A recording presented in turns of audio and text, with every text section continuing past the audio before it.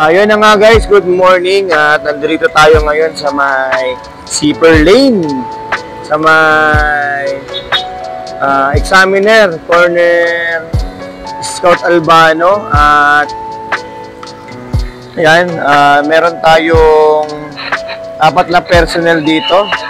Lang ko na yung radyo. Meron tayong 4 na personnel dito, kabilang na ako, no? Bali, nag-i-start tong Zipper Lane is 6 ng umaga, nagpa-flashing yung ilaw. Ayan, yung traffic light natin, nagpa-flash yan ng 6 ng umaga hanggang 9 AM ng umaga. At meron tayong 4 na personnel. Ngayon, mula 6 hanggang 7, full force kaming nakatayo. Na, bali yun ang ginawa naming setting. Nakatayo kami, and then pagdating ng 7:30, 3 na lang ang may iwan sa gitna. Bali yung isa magbe-break time para hindi lahat nakatayo sa gitna, and then may circulation kami na may break ang bawat isa, na hindi siya 6 to 9 nakatayo. Pero nagbe-break kami, nandito pa rin kami sa perimeter. Bali para lang makapag-relax ka or maipahinga mo yung mga muscle mo, kakaway or yung kapipito mo. Binibigyan namin ng setting yung bawat isa. Bali ako, ang pumasok sa akin kasi alas 8 hanggang 8:30. May nakapag-break na kanina si Vargas at siya yung 7 to 7:30. Sunod si Yalong, 7:30 to 8. At ako naman yung, 8 hanggang to 8:30. Ganun ang setting namin. Yan. Pag bumalik na yung ilaw, yan, ayun sila, naka-posting, nakatayo sila.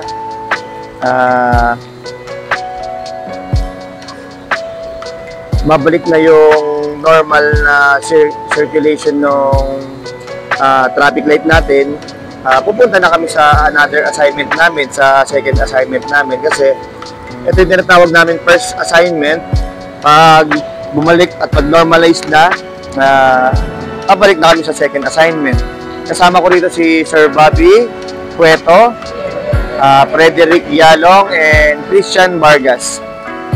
Kami ngayon ang Team Albano, Zipper Lane. Yan. Ito nyo naman guys. Ito, yan. Nagkaroon ako ng chance na makapag-vlog.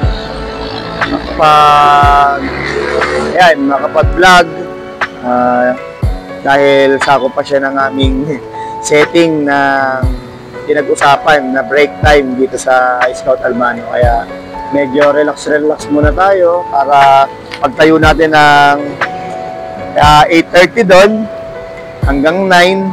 O, di ano tayo, condition ulit para tayong na full charge ulit. Okay? Yun yung ating mga ayun, ang ating matitikas na traffic enforcers. Ayan, nakatayo sila dyan. Okay? Ginagawa namin itong zipper lane para yung mga volume na sasakyan sa QMR makalabas kagad or mapabilis ang pagpunta sa yung section ng Quezon Ave papuntang Manila, yung mga papasok ng trabaho galing sa iba't ibang lugar dito sa QMR, sa iba't ibang panig dyan. Kung dito sila, ang way nila is para mapabilis yung circulation ng traffic. Yan ang ating project dito sa zipper lane. Okay? Bawat kanto niyan, mula dito sa may Scout Albano at saka doon sa may Scout Borromeo is meron tayong mga uniform personnel dyan.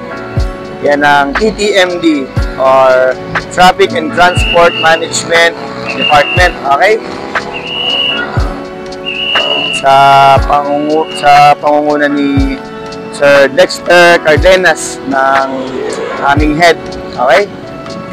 Okay guys, maraming salamat at sana meron kayong napulot sa aking maliit na information or detail para kung sakaling mapadaan kayo dito sa Scout Borromeo or Scout Albano, meron kayong idea na itong traffic light mula Lunes hanggang Biyernes, flashing siya ng 6 to 9 a.m. At merong nagmamando rito ng traffic sa mga ganong oras. At pag nakita natin ang traffic light na flashing red or orange, kahit na itong kalsada na to ay malapad at major road, huwag tayong